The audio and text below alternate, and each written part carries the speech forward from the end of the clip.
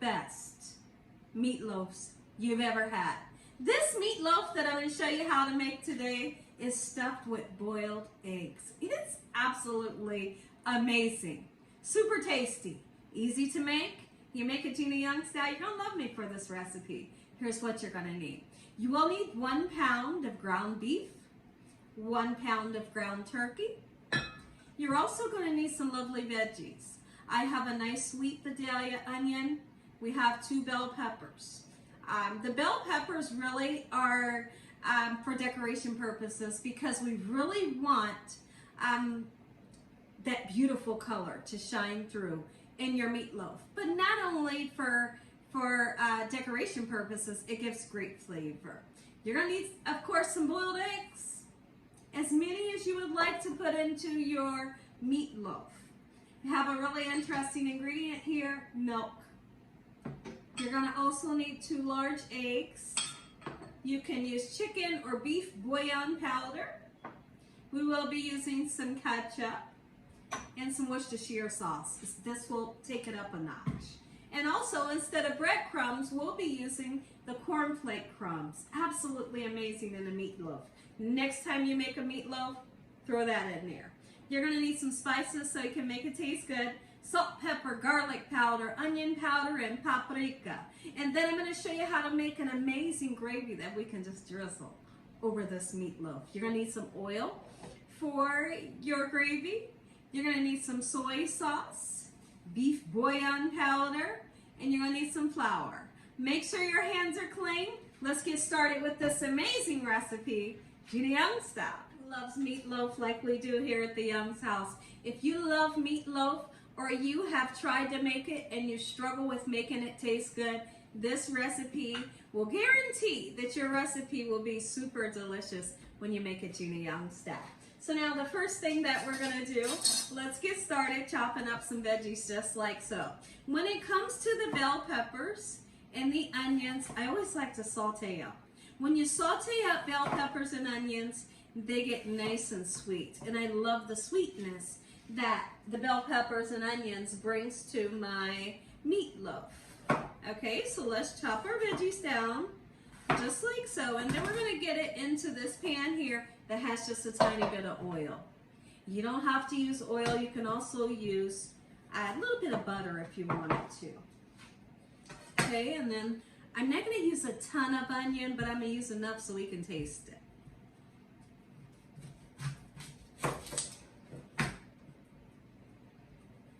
I hope you're having a great day today. My family is super excited for this meatloaf. I am also. It's been maybe about a month, so it's time. It's definitely time for the meatloaf to come through. All right, so now we're going to chop this. Beautiful.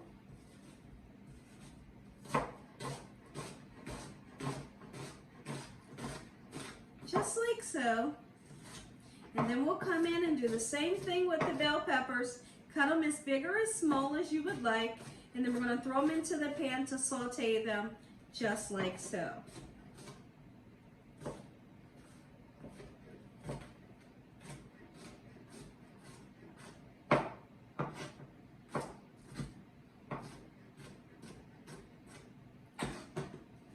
So now that our vegetables are sauteing up, we just really want them to begin to get nice, sweet, and soft. Once that happens, we'll turn the burner off, and because I'm making the meatloaf right now, I'll take my hot veggies, and I want to cool them down quickly, so I'll throw them in the refrigerator just for a couple of minutes to cool them down so they can go into our mixture. They cannot go into your mixture hot because you don't want to make scrambled eggs, and we're putting eggs in here, right? So now let's season it and make it taste good, okay? Just like so. I usually, when it comes to breadcrumbs or my cornflake crumbs that I'm using today, I typically like to tell people I'm using a half a cup. A half a cup will do what you're looking for. You're looking for your meatloaf to be able to bind together. The meatloaf and the 2 large eggs will do the trick, okay? So let's crack 2 eggs. I like to crack them into a separate bowl just to make sure I don't have any eggshells, and make sure your eggs Nice, beautiful, and fresh. Just like this. Okay? And then I'm going to put some bouillon powder in. You can use chicken or beef. It's going to really enhance the flavor of your meatloaf. Just trust me on this. Okay? I'm going to put about 2.5 tablespoons of the ketchup. Beautiful. That brings great flavor. And then we're going to put some Worcestershire sauce. How many of you in the comment section below can't pronounce it? I think it's super funny that people can't pronounce Worcestershire. It's like super simple. All right, get some in there. Don't be afraid. All right. I'm going to moisten my breadcrumbs and my meatloaf by using just a little bit of milk. Any kind of milk. Any kind of milk. You don't want to use buttermilk, but you know, you get the gist. There we go. That's plenty enough. Give you a nice, moist meatloaf. Okay? And then we'll season. Garlic powder, and I'm purposely going to use a nice amount. I need that flavor to shine through. Onion powder. Same thing, a nice amount, even though we are using fresh onion. A little bit of paprika. It's not smoked. Gorgeous. And then we'll begin to mix. Now, it's very, very important that when you're making a meatloaf, or even if you're making a hamburger, you don't want to handle the meat as much. The more you handle it, the more tough it will be. So just do what you can to get everything well mixed up, just like so, and then leave it alone. So when I come back, our sauteed veggies will be done. I'll put them in the refrigerator to cool down, and then we'll add them to the mixture, and I'll show you how we put the eggs in to our meatloaf. It's interesting. Go ahead and put our black pepper in as well. Now, when it comes to your salt, because I use the bouillon powder, you can decide whether you want to use salt or not. Keep in mind that your bouillon powder has salt in it already. You could use the two, just kind of balance it out, or you can just use one or the other. Today I'm going to be using just the bouillon powder for that salty flavor. We went ahead and cooled our veggies down, and now we can put it into our mixture. Let's mix it. Get it well mixed up. Try not to handle it too much. You'll disturb the texture of your meatloaf. Beautiful. You couldn't imagine right now how gorgeous this smells. My goodness, are you kidding me? Whee! Beautiful. All right, I'm super happy with the way it looks. Everything's nice and incorporated. So when I come back, we're going to make our meatloaf. We're going to form it, and I'll show you how to put the eggs in. I'm using a 9x12 disposable baking pan. We will be cooking this on 350 degrees, just like so. You literally take some of your meat, not all of it, some of the meat, and begin to make the bottom part of your meatloaf, okay? So we'll form it into a loaf or a square, whatever you want to make. My grandma used to make her, I always say a square. My grandma used to use a square pan to make her meatloaf. It was super delicious, but it was different, you know. There we go. So this is the platform where my eggs will get nestled on top of. And then the rest of this mixture will go on top. Be sure to boil your eggs ahead of time, of course. All right. So now let me grab a paper towel, and I'll show you how we're going to place the eggs. You don't want to put them this way, because when you slice them, it's just not going to work right. You lay them into the meatloaf this way, okay? So I'll turn this so you can see a little bit better. Put it right in the middle. Give it a nice little nestle, so to speak. Put as many as you can, and make sure they are together. I'll hold this pan up close to the camera so you all can get the gist. There we go. Looks like I might be able to fit 4. That's how it's supposed to look. Okay, you got it.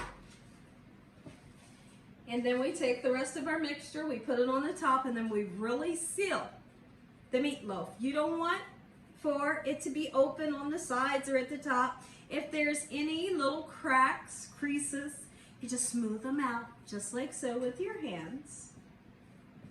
When I make this recipe, people go like they can't believe the inside has a boiled egg, right? And if you love boiled eggs like my husband does, you're gonna live for this recipe. It's so soft, supple, flavorful, and then I'm gonna show you how to make this amazing brown gravy that you just drizzle it on top. Are you kidding me, Gina? I'm not kidding you. You're gonna see it. You're getting ready to see this live. Okay? So now one of my eggs is kind of keeps peeking through. So you'll just take some extra meat and cover it. Okay? No worries. Get this nice and smooth out. When I come back in the next clip, I'll show you how smooth it is. Our meatloaf is nice and patted together. And I put a half a cup of water. You can put broth in the bottom if you want. Personally, I feel like it helps to keep your meatloaf nice and moist, and it just kind of helps things along the way. Okay, so here's what it looks like. Gorgeous, simple recipe. Okay, so I'm gonna put this in the middle rack of my oven, 350 degrees. Just like so. And the next thing that I wanna do, let's get started making up some gravy. So I have some oil here that I have heated up, okay? And when you're making a roux, you want to use equal parts flour, equal parts oil, okay? Or equal parts butter and equal parts flour. And you mix the two together like we're going to do right now. At any time, this should never look like plaster. If for some reason it does, just add a little bit of oil and problem solved, okay? So I gradually like to mix in my flour into the oil, just like this. And you've got to cook the raw flavor out of the flour. If you don't, it just won't taste right, okay? So now, some of the spices that we used for our meatloaf, we're gonna be using for our gravy, which will be salt and pepper, garlic and onion powder, soy sauce, and the beef bouillon. Be mindful of the salt that you use because the beef bouillon, once again, it has some salt in it. We're gonna cook this raw flavor off of the flour just like so, and when I come back, I'll show you the consistency that you're looking for before you put your water in. Go ahead and step in and show you what the roux looks like. This roux, if you cook it even longer, the color will get deeper in color. You know, it'll turn browner. So now I've cooked this for about 7 minutes. Let's go ahead, add in our beautiful flavors. Beef bouillon powder, get you some. Black pepper. Gorgeous, a nice amount of garlic powder on purpose. Onion powder. Oh yeah, get in there. All right, we're gonna put some soy sauce. And then we add our water. As you add your water, you stir. You're stirring and you're adding. You're stirring and you're adding, okay? Just like this until you see that perfect gravy consistency.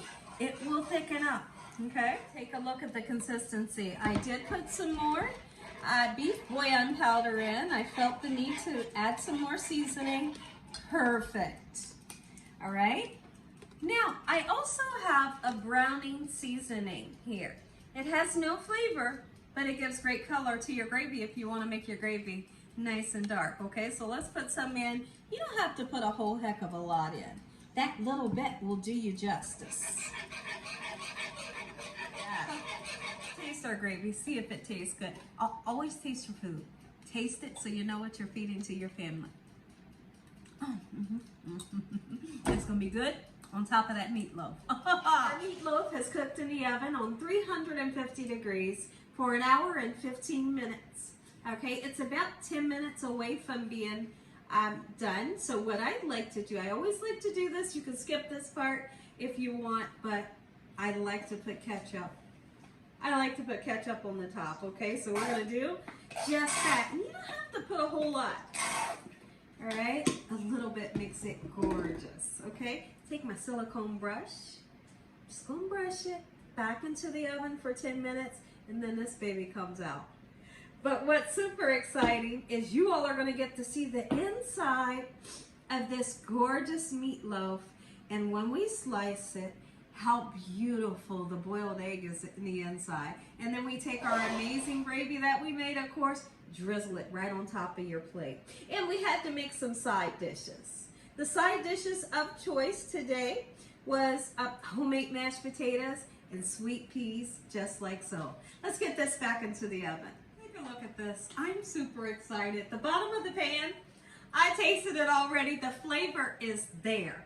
Every time, I just have to be honest, every time I make this recipe, it just blows my mind how delicious it is. Let it sit. Let it sit for 10 minutes before we go slicing it. If you don't, doesn't matter what kind of meat you're making. Whatever you're making, you let it sit for a couple minutes so the juices can redistribute back into it so it stays nice and juicy. I'll be back in 10 minutes. We're going to slice this up. You get to see the boiled eggs. I'm going to start off by showing you that first slice. Gina, are you kidding me? I'm not. Super interesting, right? Look, if you all enjoyed this video, give me a thumbs up. If you haven't subscribed, make sure you subscribe. Tell your family and friends. Tell everyone you know. Tell the whole world what Gina Young is doing in his kitchen on a daily basis. Heavenly Father, I sure thank you for your mercy, your love timing, your understanding, for your beautiful blessings and feeding us a meal today. In Jesus Christ's name we pray. Amen. Once again, to my beautiful prayer, I'm going to always suggest when you make this lovely recipe, don't cover the egg with the brown gravy. Pour the gravy this way and pour the gravy down the side so they can see just how beautiful your meatloaf is. Thank you so. God bless. Thanks for watching. Good night.